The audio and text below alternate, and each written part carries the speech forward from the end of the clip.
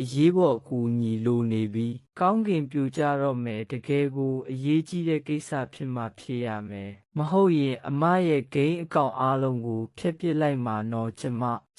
အမတပ်ပုံကိုသုံးပြီးအွန်လိုင်းကနေချစ်သူရေးစားထားမိတယ်ယောက်ျားလေးတစ်ယောက်နဲ့ပေါ့အခုသူကကျမစီကိုလာရှာတော့မယ်ဟုဒါပဲလားဒါပေမဲ့သူကအရက်ရှည်တယ်ချောတယ်ပြီးတော့အရန်လဲချမ်းသာတယ်အခုသူကကျမကိုယောက်ျားလေးလို့တန်တရားဝင်နေပြီးတွေ့ရမယ်ဆိုပြီးအွန်လိုင်းကနေကျမရဲ့အမှန်တရားကိုဖော်ထုတ်တော့မယ်ဒါလောက်လေးနဲ့ဘာဖြစ်လဲဘလော့လုပ်ပြီးလမ်းခွဲလိုက်ရုံပဲလေလမ်းခွဲလို့မရဘူးအမချစ်သူဖြစ်ကြတဲ့ကသူကျမစီကိုငွေပေါင်း30သိန်းကျော်လွှဲပေးထားတာအကုန်သုံးဖြုံးပစ်လိုက်ပြီးလင်းရှင်းရဲ့နင်းသေးချင်နေတာလားအဲ့ဒီငွေတွေကိုနင်းလဲသုံးခဲ့တာပဲလေကျမကဘယ်တော့မှသူ့ပတ်စံကိုသုံးဘူးလို့လဲနင်းဒီမှာရှိတဲ့ပလင်းတွေနင်းလဲဘဲမှာဆွဲထားတဲ့ဆွဲကြိုးပြီးတော့နင်းဝတ်ထားတဲ့ဒီလှပတဲ့ကာဝန်တွေအားလုံးကသူရှာထားတဲ့ပတ်စံနဲ့ဝယ်ပေးထားတာလေအားပြီးတော့ပြီးခဲ့တဲ့လက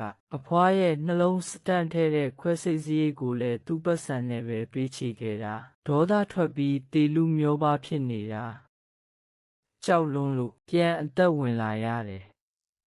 အာနင်ဘာလို့တွေးဖို့ညင်းနေတာလဲနင်တကယ်ပဲယောက်ျားလေးကိုမိန်းကလေးဟန်ဆောင်ထားတာလားဟွန်းကိုကလည်းအရန်ဆိုးတာပဲဟွန်းကိုကကျမကိုအော်တယ်ကျမထက်တောင်ပိုပြီးချွဲနေသေးတယ်ငါမိမအတန်လေးကချိုတယ်မလားဘေဘီစိတ်မဆိုးပါနဲ့ကိုကနင့်ကိုအရန်တွေးချင်လွန်းလို့စိတ်မထိန်နိုင်ဖြစ်သွားတာပါကျမလည်းတွေးချင်တာပေါ့ဒါပေမဲ့စာမွေးပွဲနီးနေပြီးမိကွန်းတွေကအရန်ခတ်တယ်ကျမကြိုးစားမှဖြစ်တော့မယ်ကောင်းပါပြီဘေဘီစာမွေးပွဲအတွက်ကောင်းပြင်ဆင်ပါစာမွေးပွဲပြီးရင်ကိုနင့်ကိုအကောင်းဆုံးတွေကျွေးမယ်အိမ်စာပြဆရာတယောက်ငှားလိုက်ပါယောက်ျားလေးဆရာတော့မငှားရဘူးနော်အာနင့်ကိုငါတပ်ပုံသုံးပြီးလိန်ခိုင်းတာနင့်ကိုအထက်တန်းကျောင်းသူလေးလိုဟန်ဆောင်ခိုင်းတာငါကိုကူညီပေးစာကြက်ရတာပင်မနေပြီမလားခဏနာပြီတတိစာဦးကျေးဇူးတင်ပါတယ်အဖွာ